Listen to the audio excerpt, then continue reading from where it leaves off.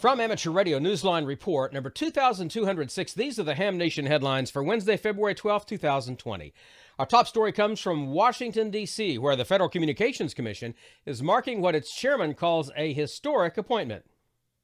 The FCC has welcomed the first woman to serve as its chief technology officer, coordinating with the agency's Office of Engineering and Technology and advising Chairman Ajit Pai on related issues. Monisha Ghosh, a fellow of the IEEE, has expertise in wireless technologies, where she has overseen research in both academia and industry. Her new responsibilities began on January 13th. The agency called the appointment historic, and the FCC chairman said he hoped she would serve as an example for young women considering careers in STEM disciplines. For Amateur Radio Newsline, I'm Andy Morrison, K9 AWM. The ranks of American heroes are diminished once more as another Navajo code talker from the World War II era has died. Joe Vandiver Senior, one of the Navajo code talkers who served in the U.S. Marine Corps during World War II, has died in New Mexico.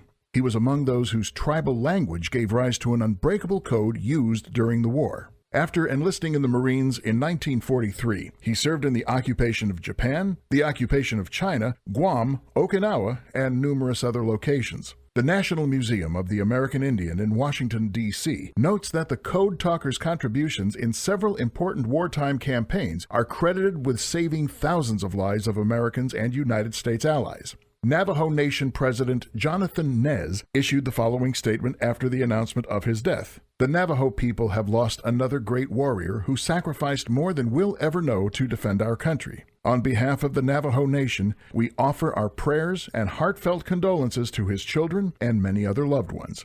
Joe Vandiver, who died Friday, January 31st, was 96. There are now only a handful of Navajo code talkers remaining. For Amateur Radio Newsline, I'm Ralph Squillace, KK6ITB. If attending college is in your immediate future, here's a chance to get some assistance through a scholarship program just for hams. If you're a college-bound amateur radio operator, or you're a ham who's been accepted into an accredited college, university, or technical school, you may be eligible for a scholarship administered by the Foundation for Amateur Radio. Applications are being accepted from hams anywhere in the world through April 30th. The scholarship covers the academic year 2020 to 2021. A variety of scholarships are being offered, including the Chichester Memorial Scholarship and the Scholarship from the Quarter Century Wireless Association. All applicants are considered for all of the scholarships for which they may be qualified. For an application and additional details about each scholarship's requirement, visit the Foundation website at farweb.org. A reminder, although the deadline is April 30th, additional amendments may be made to applications until the 7th of May. For Amateur Radio Newsline, I'm Stephen Kinford, N8WB. And that's all from the Amateur Radio Newsline, your independent source for amateur radio news for 4 decades and counting at arnewsline.org. With Andy Morrison, K9AWM, Ralph Squillace, KK6ITB, Stephen Kinford, N8WB, Karen Eve Murray, KD2GUT at the news desk in New York, and our news team across the globe. I'm Don Wellbanks, AE5DW. 7-3. We'll see you next time here on Ham Nation.